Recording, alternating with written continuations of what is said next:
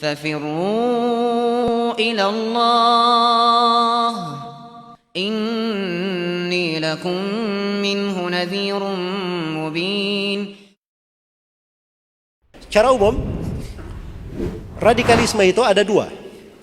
Ada radikal secara fisik dan ada radikal secara ideologi. Baik, peledakan, pengoboman, pencurian, perampokan, pembunuhan dan sebagainya itu radikal fisik namanya. Dan ada radikalisme, dia bentuknya ideologi, pemahaman. Dan secara pemahaman ini lebih berbahaya daripada radikalisme secara fisik. Radikalisme secara fisik itu muncul kenapa? Karena ada ideologi, kan begitu.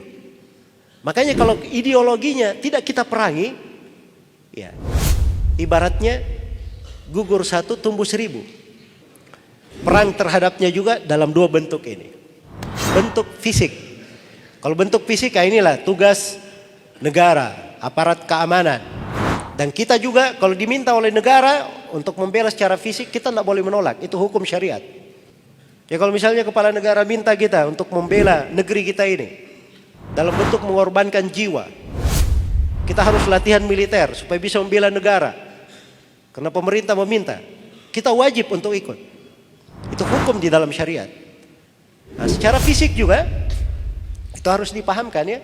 Jadi kalau ada orang yang melihat misalnya ada sebagian buron dicari oleh pemerintah, orang berbahaya dicari oleh pemerintah, sudah diumumkan ini dicari oleh pemerintah, dia lihat tinggal di samping rumahnya, terus dia diam-diam saja, itu tidak boleh, tidak dibolehkan dalam syariat.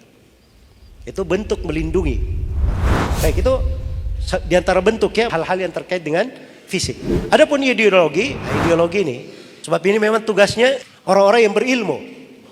Jadi kalau perang secara ideologi, ya diperangi dengan ideologi juga.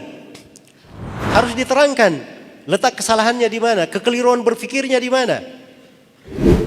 Terhadap radikalisme secara ideologi itu kadang lebih penting daripada memerangi secara apa? Secara fisik. Iya. Tahu kaum Khawarij? Ini orang-orang yang mencontohkan pemberontakan. Ya, para pemberontak pertama mulai muncul di masa Utsman bin Affan. Kemudian diperangi oleh siapa? Ali bin Abi Thalib. Kaum Khawarij ini mengaku dirinya muslim dan mengaku dirinya berperang itu di jalan Allah.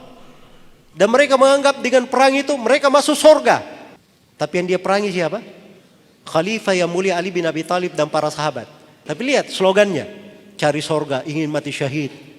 Ya, menegarkan amar ma'ruf nahi munkar. Bahasa-bahasanya bagus.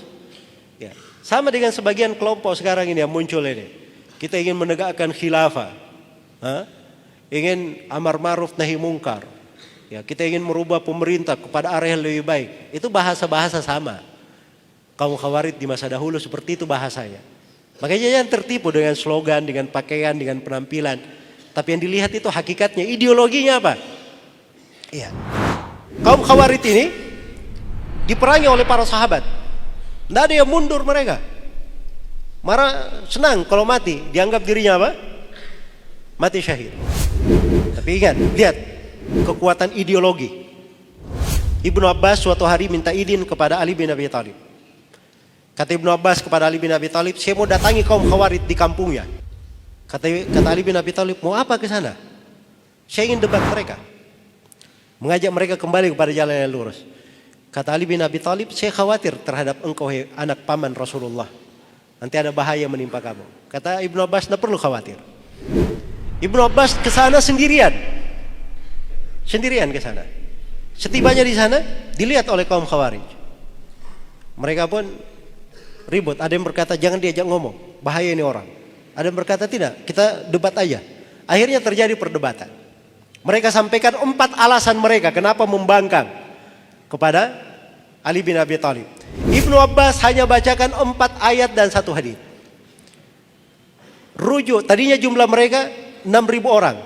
Setelah Ibnu Abbas membacakan 4 ayat 1 hadis, rujuk dari mereka 2.000 orang bertobat. 2.000 orang. Sebagian riwayat menyebutkan 4.000 orang. Nah, ini kekuatan ideologi namanya. Diperangi dengan pedang, nggak mau kembali mereka. Cuma dibacakan ayat-ayat oleh Ibnu Abbas dan 1 hadis. Berapa orang yang rujuk? 2.000, sebagian riwayat 4.000. Nah, ini kekuatan ideologi. Jelas ya? Nah, karena itu ideologi ini penting kita miliki. Sebab ini benteng keamanan. Baik. Jadi cara memeranginya sudah kita tahu ya. Bahwa diperangi secara fisik itu tugas pemerintah. Ya. Adapun secara ideologi itu orang-orang yang punya ideologi. Bagaimana meluruskan ideologi yang keliru. Itu perannya para ulama di situ.